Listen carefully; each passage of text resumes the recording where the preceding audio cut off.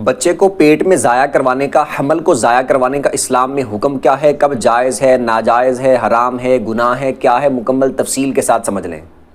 Pregnant عورت کے لیے، حاملہ عورت کے لیے نماز پڑھنے کا صحیح طریقہ کیا ہے؟ وہ نماز کس انداز میں پڑھے گی؟ توجہ کے ساتھ اس کا طریقہ سمجھ لیں۔ السلام علیکم، امید ہے آپ سب خیریت سے ہوں گے اور آپ کو یہ بھی پتہ چل گیا ہوگا کہ آج کی اس ویڈیو میں ہم نے حمل کو ضائع کروانا، بچے کو ضائع کروانا، یہ جائز ہے ناجائز ہے، اس کی تفصیل سمجھنی ہے۔ اور دوسری بات یہ کہ جو عورت حاملہ ہو، پریگننٹ ہو، تو وہ نماز کس طرح ادا کرے گی۔ پہلے یہ سمجھ لیتے ہیں کہ حمل کو ضائع کروانے کا اسلام میں حکم کیا ہے۔ یہ بات یاد رکھیں، اگر تو کوئی اس وجہ سے حمل ضائع کرواتا ہے، تنگ دستی کے ڈر اور خوف کی وجہ سے کہ ان کے کھانے پینے کا انتظام کہاں سے کروں گا، یہ پرورش ٹھیک طریقے سے نہیں کر پاؤں گا، مطلب یہ ہے کہ کھانے پینے کا انتظام نہیں ہوگا، غربت ہوگی، تنگ دستی ہوگی، یہ معاملہ ہوگا، اس خوف کی وجہ سے اگر کوئی حمل ضائع کرواتا ہے، وہ چاہے 1 مہینے کا ہے، وہ چاہے 2 مہینے کا حمل ہے یا کم مدت کا حمل ہے، تب بھی وہ ناجائز اور حرام ہوگا، گناہ ہوگا۔ اس خوف کی وجہ سے ضائع کروانا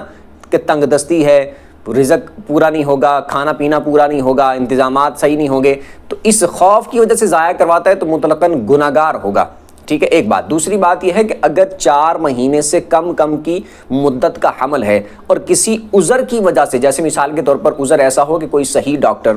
کوئی دینی ڈاکٹر، کوئی دین اسلام سے محبت کرنے والا، جو اس دین اسلام کو سمجھنے والا ڈاکٹر، مسلمان ڈاکٹر ہو، وہ بتا دے کہ عورت کی صحت کو بہت زیادہ مسئلہ بن سکتا ہے حمل کی وجہ سے، ابھی وہ اس کی طبیعت اور صحت اور اس کا جسم اس کا متحمل نہیں ہے کہ اس کو بچے کی جو پیدائش ہونی ہے، گروتھ ہونی ہے، جو حمل ہونا ہے، اس کو وہ برداشت کر سکے، اس قابل ابھی نہیں ہے، کمزوری ہے، اس طرح کا کوئی عذر مین بتا دے، یا عورت کی جان کو خطرہ ہے، یا اس طرح کا معاملہ اگر وہ بتا دیتا ہے، اور 4 مہینے سے پہلے کا حمل ہے، جیسے 1 مہینہ، 2 مہینہ، 3 مہینے، 3.5 مہینے، اس طرح 4 مہینے سے پہلے کا اگر حمل ہے، تو اس کو اس طرح کے شدید عذر کی وجہ سے کہ جو ماہر ڈاکٹر بتا دے کہ عورت کی جان کو خطرہ ہے یا اس طرح کا معاملہ ہے، اس کی صحت ابھی اس چیز کی متحمل نہیں ہے، اس طرح کا اگر کوئی سیریس ایشو بتا دیتا ہے، تو 4 مہینے سے پہلے بچے کو، یعنی کہ اس حمل کو ضائع کروانا جائز ہوگا۔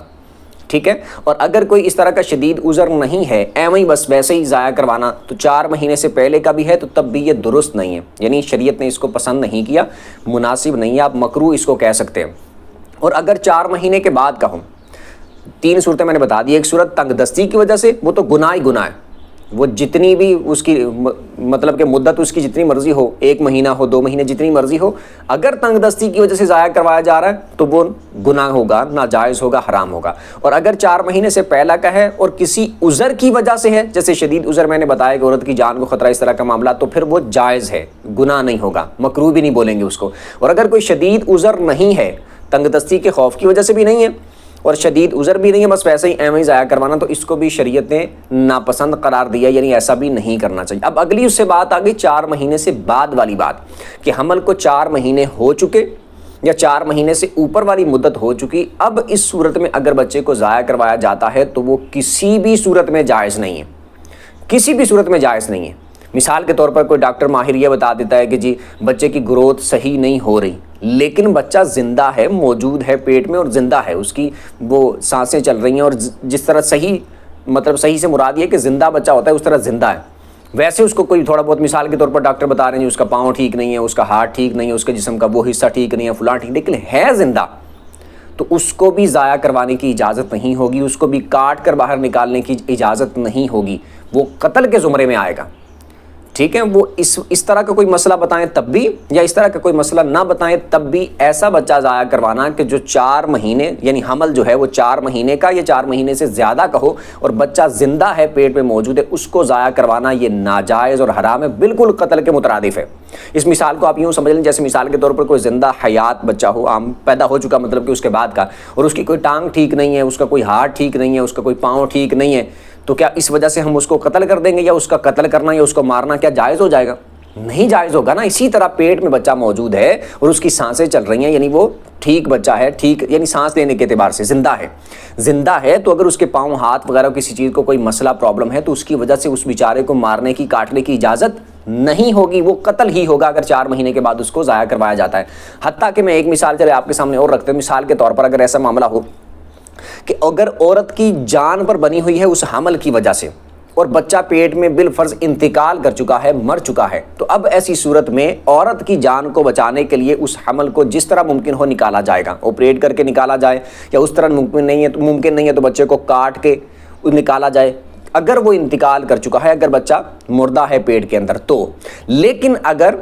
عورت کی جان پہ بھی بنی ہوئی ہے یا عورت کو شدید مسئلہ بن رہا ہے، اس طرح کی کوئی پرابلم ہو رہی ہے اور بچہ پیٹ میں زندہ موجود ہے،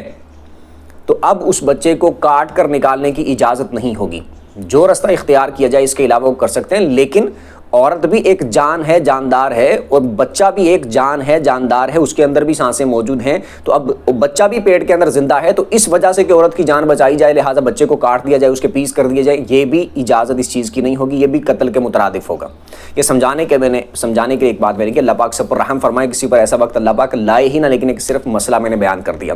یہ ہو گیا 4 مہینے سے بعد کسی صورت بھی بچہ ضائع کروانا جائز ہی نہیں ہوگا. اور 3 صورتیں میں نے پہلی بتا دی، تنگ دستی کے خوف سے ہو تو ناجائز اور حرام ہے، تنگ دستی کے خوف کے بغیر ویسے ہی ضائع کرواتا ہے تب بھی ناپسندیدہ ہے. اور دوسری بات یہ ہے کہ اگر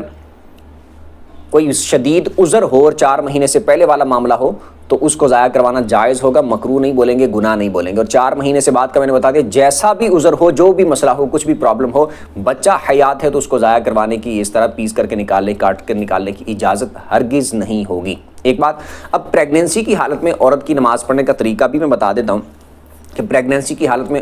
نماز عورت کس طرح ادا کرے گی. یہ بات یاد رکھ لیں کہ جب عورت کو حمل ہوا اس وقت سے لے کر بچے کی پیدائش تک، یہ درمیان میں 8 مہینے ہوں، 8.5 مہینے ہوں، 9 مہینے ہوں یا 9 سے اوپر چلے جائے، یعنی جتنا بھی مثال کے طور پر ٹائم پیریڈ ہے اس کا، حمل سے لے کر بچے کی پیدائش تک، یہ جتنا بھی درمیان میں وقت ہے، اس میں کوئی ایک لمحہ بھی ایسا نہیں ہے کہ عورت کو نماز معاف ہو. ٹھیک ہے، اس میں عورت کو نماز معاف نہیں ہے، معاف نہیں ہے. حاملہ عورت کو، پریگننٹ عورت کو نماز معاف نہیں ہوتی، نماز اس نے ادا کرنی ہے. ہاں یہ ہے کہ اس کو نماز میں رخصت ہو سکتی ہے کہ وہ نماز کو کھڑے ہو کر ادا نہیں کر سکتی تو وہ بیٹھ کر ادا کر لے، زمین پر سجدہ نہیں کر سکتی تو اشارے سے رکوع اور سجدہ ادا کر لے، یہ اس کو رخصت ہوگی، لیکن معاف نہیں ہے. اب طریقہ اس کا کیا ہوگا؟ مثال کے طور پر اگر تو وہ کھڑے ہو کر نماز پڑھ سکتی ہے تو وہ کھڑے ہو کر نماز پڑھے گی. مثال کے طور پر جس طرح عام طور پر ادا کی جاتی ہے تو اسی طرح اللہ اکبر کہہ کے نماز سٹارٹ کرے گی، ہاتھ اسی طرح رکوع سجدے اسی طرح ادا کرے گی. مثال کے طور پر جیسے کوئی زیادہ منتھ اس کو بچے کو حمل کو گزر جاتے ہیں تو اب وہ کھڑے ہو کر ادا کرنے میں اس کو پرابلم ہوتی ہے، سر چکرائے یا پھر درد ہو، اس طرح کا معاملہ ہو تو پھر وہ بیٹھ کے نماز پڑھ سکتی ہے. بیٹھ کے بھی یہ ہے کہ اگر زمین پر بیٹھ کر نہیں پڑھ سکتی تو وہ اسی طرح کسی صوفے پر، چیئر پر، بیڈ پر، کسی چیز پر بیٹھ کے نماز پڑھ لیں. اور بیٹھنے کا بھی طریقہ یہ ہے کہ وہ چاہے تو 2 زانو ہو کر بیٹھ جائے، 2 زانو ہو کر نہیں بیٹھا جاتا تو وہ 4 زانو ہو کے بیٹھ سکتے ہیں. اگر 4 زانو ہو کر بھی نہیں بیٹھا جاتا تو مثال کے طور پر جیسے پاؤں زمین کی طرف نیچے کر کے لٹکا کے بیٹھنا ہے تو اس طرح بیٹھ جائیں. یعنی جس طرح بیٹھنے میں آسانی ہے اس طرح بیٹھ جائیں اور اس طرح بیٹھ کے نماز پڑھ سکتے ہیں. اور بیٹھ کے نماز کیسے پڑھیں گے کہ اللہ اکبر کہہ کے اسی طرح نماز سٹارٹ کر لیں گے، ہاتھ باندھ لیے، اب سبحانک اللہ، الحمدللہ، قل هو اللہ، یہ پڑھنے کے بعد پھر ہاتھ یوں کر کے گھٹنوں کے پاس رکھ لیں اور یوں کر کے جھک کے رکوع کر لیں. آپ رکوع میں جھک گئے، اس کے بعد پھر رکوع سے اٹھیں گے، اب سجدہ کرنا ہے، ہاتھ آپ اسی جگہ پہ اسی طرح رکھیں اور سجدے میں تھوڑا سا آپ زیادہ جھک جائیں، اس طرح آپ نے سجدہ کر لینا ہے. ٹھیک ہے، ہر رکعت میں 2 بار سجدے آپ نے اسی طرح کرنے ہیں، رکوع کا بھی اشارہ کرنا ہے اور سجدے میں اس سے تھوڑا سا زیادہ جھک کر اشارہ کرنا ہے. تو اس طرح پریگنینسی کی حالت میں عورت نماز پڑھ سکتی ہے. لیکن اس میں یہ بات یاد رکھیں اگر وہ کھڑے ہو کر نماز پڑھ سکتی ہے، اس کو کوئی مسئلہ پرابلم نہیں ہوتی تو وہ کھڑے ہو کر ہی اپنی نماز کو ادا کرے. ہاں اس کا کوئی عذر بنتا ہے، کوئی پرابلم بنتی ہے، کوئی مسئلہ بنتا ہے کہ وہ کھڑے ہو کر نماز پڑھے تو اس طرح درد ہوتی ہے یا اس طرح کا معاملہ ہوتا ہے، سجدہ صحیح طریقے سے زمین پر نہیں کر پاتی تو پھر وہ بیٹھ کر نماز پڑھ سکتی ہے. اور یہ بھی اس میں ہو سکتا ہے کہ اس نے سٹارٹ کھڑے ہو کر نماز کی تھی، اس نے 1 رکعت ادا کی، دوسری رکعت کے لیے وہ کھڑی ہوئی تو اس کا سر چکرانے لگ گیا یا عجیب اس کو محسوس ہونے لگ گیا کھڑے ہونے کی وجہ سے، تو وہ فوراً بیٹھ جائے،